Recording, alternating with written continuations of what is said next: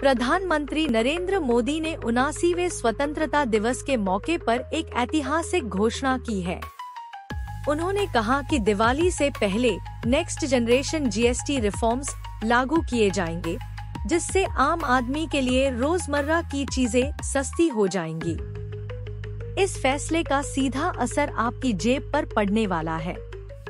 अभी देश में जीएसटी की 4 दरें हैं, 5%, 12%, 18% और 28%। लेकिन नए सुधारों के तहत इसे 2 दरों वाली प्रणाली में बदला जाएगा, जो संभवतः 5% और 18% होगी। इस बदलाव का सबसे बड़ा फायदा यह होगा कि जो उत्पाद अभी 12% के दायरे में आते हैं, उनमें से लगभग 99% को 5% वाले स्लैब में लाया जाएगा। इसी तरह 28% वाले स्लैब में आने वाले 90% सामानों को 18% के स्लैब में शिफ्ट किया जाएगा। इसका मतलब है कि कई चीजें, जैसे कि दूध से बने उत्पाद, सूखे मेवे, पास्ता और यहाँ तक कि कुछ दवाएं भी सस्ती हो जाएंगी। वहीं एयर कंडीशन, रेफ्रिजरेटर और टेलीविजन जैसे बड़े और महंगे सामान भी 18% टैक्स के दायरे में आने से सस्ते हो सकते हैं। नई व्यवस्था से उत्पादों के वर्गीकरण को लेकर होने वाले विवादों में भी कमी आएगी। सरकार का मानना है कि इस कदम से न सिर्फ उपभोक्ताओं की खरीद क्षमता बढ़ेगी, बल्कि यह अर्थव्यवस्था को भी गति देगा। महारेरा ने राज्य के 4,812 हाउसिंग प्रोजेक्ट्स का रजिस्ट्रेशन सस्पेंड कर दिया है। ये कार्रवाई उन प्रोजेक्ट्स पर की गई है जिन्होंने समय पर अपनी प्रगति रिपोर्ट या कंप्लीशन सर्टिफिकेट जैसी महत्वपूर्ण जानकारी महारेरा पोर्टल पर अपडेट नहीं की। इस फैसले से उन हजारों घर खरीदारों की चिंता बढ़ गई है जिन्होंने इन प्रोजेक्ट्स में अपनी मेहनत की कमाई लगाई है। पुणे में सबसे अधिक 1,219 प्रोजेक्ट्स प्रभावित हुए हैं। इसके बाद ठाणे में 535, रायगढ़ में 465, मुंबई उपनगरीय में 438 और पालघर में 377 प्रोजेक्ट्स शामिल हैं। महारेरा के अधिकारियों ने स्पष्ट किया है कि यह कदम बिल्डरों को नियमों का पालन करने और पारदर्शिता बनाए रखने के लिए मजबूर करने के लिए उठाया गया है। इससे पहले भी महारेरा ने कई बार इन बिल्डरों को नोटिस जारी किए थे, लेकिन कोई सकारात्मक प्रतिक्रिया नहीं मिली। जिन प्रोजेक्ट्स का रजिस्ट्रेशन निलंबित किया गया है, उनके डेवलपर्स अब न तो कोई नई बुकिंग ले पाएंगे और न ही बैंक खाते से पैसे निकाल पाएंगे। इस कदम का सीधा असर प्रोजेक्ट्स के निर्माण कार्य पर पड़ेगा, जिससे उनमें और देरी हो सकती है। महारेरा ने सभी घर खरीदारों से अपील की है कि वे किसी भी प्रोजेक्ट में निवेश करने से पहले उसकी महारेरा रजिस्ट्रेशन स्थिति जरूर जांच लें। भारत और पाकिस्तान के पहाड़ी इलाकों में इस मॉनसून ने भयावह रूप ले लिया है। दोनों देशों में बादल फटने की घटनाओं में सैकड़ों लोगों की मौत हो चुकी है, जबकि हजारों लोग बेघर हो गए हैं। इस मानसून की शुरुआत से ही बादल फटने की घटनाएं, यानी एक छोटे से क्षेत्र में बहुत कम समय में अत्यधिक बारिश लगातार हो रही हैं। इन घटनाओं ने अचानक आई बाढ़ और भूस्खलन को जन्म दिया, जिसने पूरे गांवों को तबाह कर दिया। हाल ही में पाकिस्तान के बुनेर जिले में बादल फटने से 300 से अधिक लोगों की मौत हुई। इसी तरह भारत में भी उत्तराखंड और जम्मू कश्मीर के किश्तवाड़ जिले में हुई त्रासदियों ने सैकड़ों लोगों की जान ले ली। इस तरह की घटनाएं अक्सर तब होती हैं जब नमी से भरी गर्म हवाएं पहाड़ों से टकराकर ऊपर उठती हैं, जिससे घने बादल बनते हैं जो एक ही जगह पर फंस जाते हैं। जब ये बादल और नमी को नहीं रोक पाते, तो एक ही झटके में सारी बारिश हो जाती है, जिसे रेन बम या बादल फटना कहते हैं।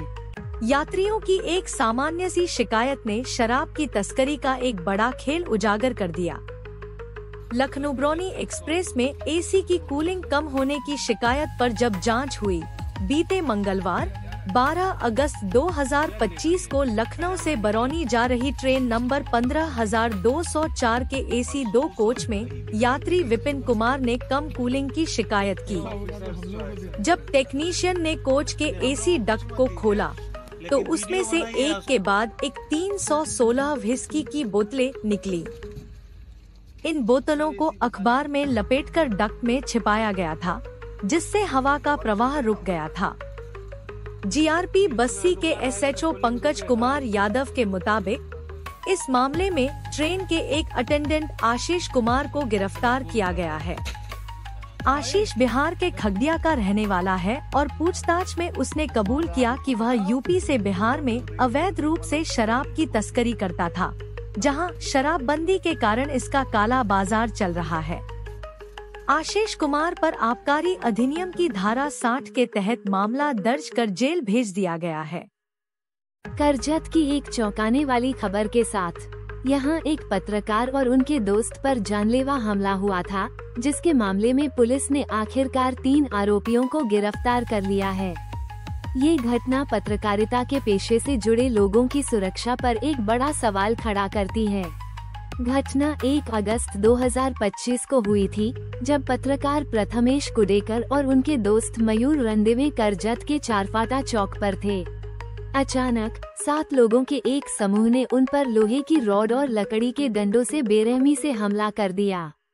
हमले में प्रथमेश गंभीर रूप से घायल हो गए और उन्हें तुरंत अस्पताल में भर्ती कराया गया, जहां उनका इलाज चल रहा है। इस घटना के 14 दिन बाद करजत पुलिस ने इस मामले की गहनता से जांच की। वी फुटेज और तकनीकी साक्ष्यों की मदद से आरोपियों का पता लगाया। 18 अगस्त को पुलिस ने 3 आरोपियों को करजत और महाड से गिरफ्तार किया। बाकी के 4 आरोपी अभी भी फरार हैं। पुलिस ने बताया कि आरोपियों को स्थानीय अदालत में पेश किया गया था, जहां उन्हें जमानत मिल गई है। इस फैसले से पत्रकार संगठनों में रोष है। पुलिस ने जल्द ही बाकी आरोपियों को भी पकड़ने का दावा किया है। एड ने करोड़ों रुपए के ब्यूटी प्रोडक्ट फ्रॉड मामले में संदीपा नाम की एक महिला को गिरफ्तार किया है। संदीपा पर फर्जी सौदों और नकली सौंदर्य प्रसाधनों के जरिए लोगों से करोड़ों रुपए ठगने का गंभीर आरोप है। संदीपा ने एक बड़ा रैकेट चलाया हुआ था, जिसके माध्यम से वह ग्राहकों को नामी गिरामी ब्रांड्स के नकली प्रोडक्ट्स बेचती थी। इन प्रोडक्ट्स की क्वालिटी बेहद खराब थी, लेकिन इन्हें महंगे दामों पर बेचा जाता था। इसके साथ ही उसने फर्जी निवेश योजनाओं का लालच देकर भी कई लोगों से करोड़ों की रकम ऐंठी। एड इस मामले में मनी लॉन्ड्रिंग के एंगल से जांच कर रही है। जांच अधिकारी इस रैकेट के पीछे के पूरे नेटवर्क का पता लगाने की कोशिश कर रहे हैं, जिसमें उसके सहयोगी और ठगी के पैसे का रूट शामिल है। इस मामले में अभी तक किसी पुलिस स्टेशन का नाम सामने नहीं आया है, क्योंकि यह सीधे तौर पर एड की कार्रवाई है।